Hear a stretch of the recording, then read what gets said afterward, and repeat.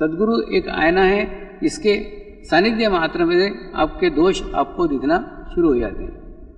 दूसरा, जैसे जैसे आपके भीतर का मैं समाप्त होते जाता है, वैसे वैसे एक नई प्रक्रिया का आपके भीतर उदय होना शुरू हो जाता है।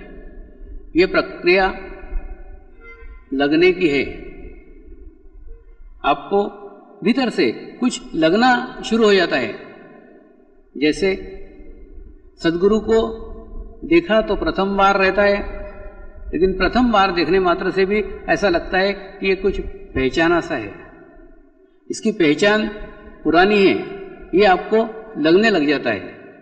सद्गुरु कोई ज्ञानी नहीं है, लेकिन आपको लगने लग जाता है ये बहुत ज्ञान का सागर है, ये लगने लग जाता है। ये लगने की प्रक्रिया मन की मनोदशा है, आत्मा की मनोदशा है। आत्मा का आत्मा के साथ कनेक्शन होने के बाद, आत्मा का आत्मा के साथ संबंध होने के बाद में आपको ये अनुभव धीरे धीरे होना शुरू हो जाता है। आपको वो कुछ बोल नहीं सकता, क्योंकि व्यवहारिक जगत की भाषा उसने बोली हुई नहीं है, उसने पढ़ी हुई नहीं है, वो मौन रहता है। लेकिन मौन में भी वो कई ऐसी बातें आपको बताया जाता है, ऐसी बातें आप जान जाते हैं। वो एक भाषा चैतन्य की भाषा है। उस चैतन्य की भाषा से आपको लगाव हो जाता है। आपका कनेक्शन होने के बाद उस चैतन्य की भाषा के माध्यम से बहुत कुछ चीज़ें आपके भीतर आना शुरू हो जाती है। भले ही आप एक बीमार व्यक्ति हो, लेकिन उसके सानिध्य में जाने मात्र से आपको स्वस्थ लगना शुरू हो जाता है। आप एक समस्या से ग्रस्त व्यक्ति हो, लेकिन आप उसके सानिध्य में जाने मात्र से आपकी समस्या दूर होती लगती है। ये लगने की प्रक्रिया शुरू हो जाती है। एक पॉजिटिव वेव, एक सकारात्मक दृष्टिकोण आपके भीतर आ जाता है। सकारात्मक दृष्टिकोण देने वाले व्यक्ति का नाम सद्गुरु है। एक आपके जीवन को एक सकारात्मक दृष्टिकोण दे देता है, और वो सकारात्मक दृष्टिकोण एक बार आपके भीतर प्रवाहित हो जाए, प्रवाहित होने के बाद में हर चीज सुंदर लगना शुरू हो जाती है, हर चीज अच्छी लगना शुरू हो जाती है, क्योंकि आपका देखने का दृष्टिकोण, आपका देखने का नजरिया पूर्णतः बदल जाता है। जो स्वर्ग है वो स्वर्ग आप यही महसूस करते हैं, उसके सानिध्य में महसूस करते हैं। क्यों? क्योंकि आपका दृष्टिकोण पूर्णतः सकारात्मक हो गया है। और सकारात्मक होने के बाद फिर आपके कार्य करने की क्षमता, आपके कार्य करने की शक्ति आपको ही प्राप्त हो जाती है। जैसे किसी ने भी बताया कि गुरु कृपा के अंदर एक बैरियर बन जाता है, एक दीवार बन जाती है, उसका प्रोटेक्शन आपको प्राप्त होता है। लेकिन वास्तव में प्रोटेक्शन तो आप ही आपका निर्माण कर लेते हैं, क्योंकि जैसे जैसे आपका समर्पण होता चला जाएगा, आपका ध्यान की उच्च स्थिति प्राप्त होती चली जाएगी, वैसे वैसे आपके आसपास एक आवामंडल, आपके आसपास एक ओरा बनता चला जाएगा, और वही आपको प्रोटेक्ट करेगा। यह सिर्फ गुरु कृपा में ही संभव है। लेकिन गुरु इसके लिए कुछ नहीं करता। गुरु सिर्फ एक माध्यम मात्र है, गुरु एक निमित्त मात्र है, क्योंकि गुरु का खुद का अस्तित्व तो कुछ है ही नहीं।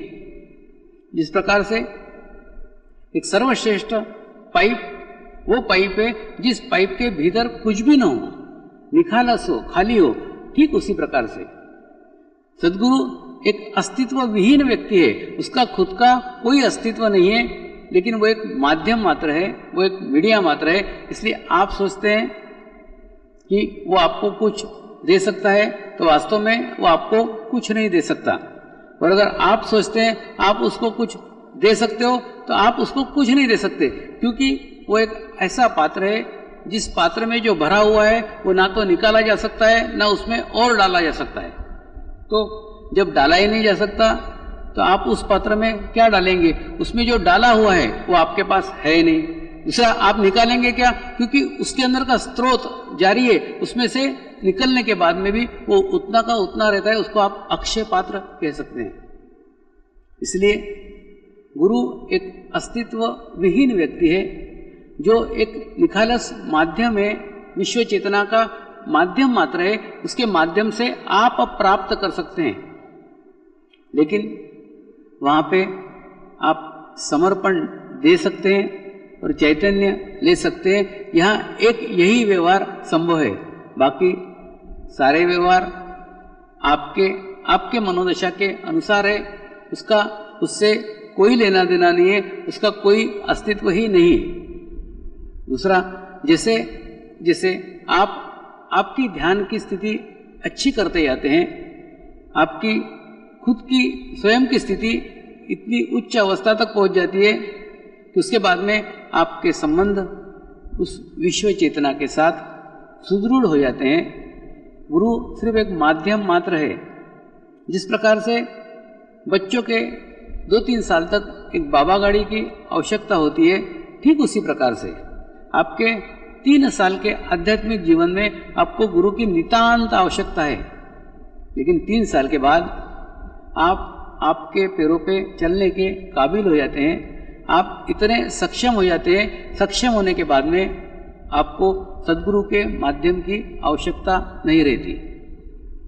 दूसरा, एक कल्पना कीजिए, आप हरिद्वार में हर की पौड़ी पे घाट के ऊपर बैठे हुए हैं और गंगा जी वहाँ पे बह रही है, और बहती हुई उस शुद्ध गंगा जल को अगर आपको पीने की इच्छा है तो आपके घाट पे आया हुआ जल ही आपको पीना पड़ेगा। जो जल उस घाट से बह चुका है, वो बह चुका जल आपके कोई काम का नहीं है। उस जल को आप देख सकते हैं, लेकिन आपकी प्यास उस जल से कभी नहीं बुझ सकती। बुझने के लिए आपको आपकी प्यास बुझाने के लिए आपके घाट पे बहता हुआ पानी ही पीना होगा। अगर वह पानी आप पिएंगे तो ही आपकी प्यास बुझ सकती है। देखिए, सद्गुरु कोई शरीर नहीं है, सद्गुरु एक चैतन्य का प्रवाह है, सद्गुरु एक चैतन्य की धारा है। उस धारा का प्रवाह अगर आपके जीवन से होता हुआ जा रहा हो तो आप उसमें डुबकी मार सकते हैं, आप उसको पीकर अपनी प्यास बुझा सकते हैं।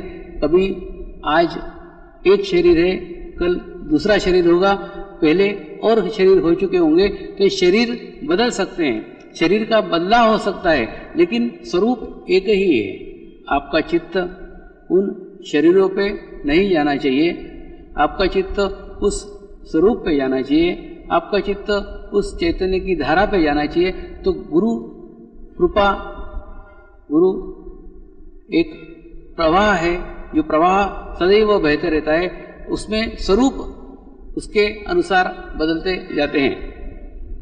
दूसरा, गुरु के बारे में यहाँ विषय में बात हो रही थी, तो गुरु यानी आपका आत्मा, आपके आत्मा को जो जागरूक कर दे, आपके गुरु को जो जागरूक कर दे, वो सद्गुरु है। सद्गुरु का कार्य आपके आत्मा को आपका गुरु करना है।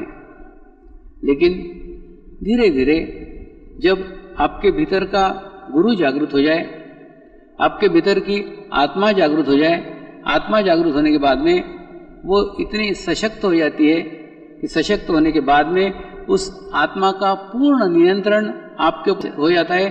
फिर आपके हाथ से कोई गलत कार्य हो ही नहीं सकता। इसीलिए क्या करना चाहिए, क्या नहीं करना चाहिए, उधर ध्यान न देते हुए आप आपके आत्मा को सशक्त करो, आपके आत्मा को आपका गुरु बनाओ, और गुरु बनाने के बाद में आप महसूस करेंगे आपके भीतर से आपकी आत्मा आपको गाइडेंस करेगी, आपकी आत्मा आपको बताएगी, आपकी आत्मा आपको बोलेगी, और वो जो कुछ बोले वो नहीं, परमात्मा की विश्व चेतना, परमेश्वर की शक्ति बोल रही है, ऐसा सुन करके उसको आप उसके मार्गदर्शन में कार्य करेंगे तो जीवन में कभी कोई समस्या, जीवन में कभी कोई प्रॉब्लम बिल्कुल नहीं आएगी। तो इसलिए सद्गुरु उस विश्व चेतना का माध्यम मात्र है। वो माध्यम अगर आपके जीवन में आपको मिल जाए तो आप उस माध्यम से अपनी विश्व चेतना को प्रज्वलित कर सकते हैं, अपनी विश्व चेतना के साथ विश्व की विश्व चेतना को जोड़ सकते हैं। और जितना विश्व चेतना में आप जुड़ते जाएंगे, आपकी आध्यात्मिक उन्नति होती चली जाएगी। दूसरा कि मोक्ष यह एक वह सुअवसर है जिस अवसर का लाभ अगर आप सकारात्मक रूप में हो, उस समय अगर आप निर्विचारता की स्थिति में हो, उस समय आपकी कोई कामना न रह गई हो, उस समय आपकी कोई इच्छा न रह गई हो, उस समय अगर आपका कोई बैर न रह गया हो, ऐसी शून्य की अवस्था में अगर आप मृत्यु का वर्ण करते हैं तो सीधे मोक्ष को जाते हैं। मोक्ष गुरु दे नहीं सकता, गुरु मोक्ष का मार्ग बता सकता है, लेकिन मोक्ष का मार्ग आपको ही आपका पाना होगा। निरंतर सदैव अगर आप ध्यान में रहते हैं, सदैव अगर आप मेडिटेशंस में रहते हैं, तो एक निर्विचारता की स्थिति आपको सदैव प्राप्त होती है। और उस स्थिति में जब आप मृत्यु को प्राप्त होते हैं तो आपको मोक्ष प्राप्त होता है। अभी एक प्रश्न मुझे लोगों ने पूछा है कि आप बता रहे हैं कि ध्यान के लिए ध्यान सर्वोच्च है, तो फिर इन मंदिरों की आवश्यकता क्या है, इन मंदिरों का क्या करें, ऐसा प्रश्न मुझे पूछा गया है। देखिए, जैसे हम कॉलेज में पहुंच गए तो हम प्राइमरी स्कूल का क्या करते हैं, प्राइमरी स्कूल में दूसरे बच्चों के लिए छोड़ते हैं, दूसरे बच्चे उस प्राइमरी स्कूल में आ सकते हैं, वहाँ पढ़ सकते हैं। ठीक उसी प्रकार से मंदिर वो प्राइमरी स्कूल है जहाँ पे मन की एकाग्रता करने के लिए लोग जा सकते हैं और जाना चाहिए। तो कहने का मतलब स्टेप बाय स्टेप है। आपको गुरु कृपा के अंदर कॉलेज में जाने का दाखला मिल गया, कॉलेज में जाने की जगह मिल गई, इसका मतलब ये नहीं है कि प्रत्येक व्यक्ति को वो मिल ही जाए। तो प्राइमरी में प्राइमरी को बच्चों को पढ़ने दीजिए, मिडिल में मिडिल के बच्चों को पढ़ने दीजिए, हाई स्कूल में हाई स्कूल के बच्चों को पढ़ने दीजिए। जिसकी जैसी योग्यता है उस योग्यता के अनुसार उनको शिक्षक मिलेंगे, उनकी योग्यता के अनुसार उनको प्रवेश मिलेंगे। तो ध्यान एक ऐसा माध्यम है जो इस आध्यात्मिक जीवन का कॉलेज है। तो 3 बातें जो आज बताने की कोशिश की। सर्वप्रथम विश्व चेतना यानी परमात्मा, धर्म यानी एक वो सजीव ज्ञान जो आपको अच्छे और बुरे का ज्ञान कराता है, और तीसरा सद्गुरु यानी वो जीवंत सशक्त सजीव ज्ञान का माध्यम सद्गुरु है। ये तीनों बातें आपको स्पष्ट समझ में आ गई हो ऐसा मैं समझता हूँ। नमस्कार।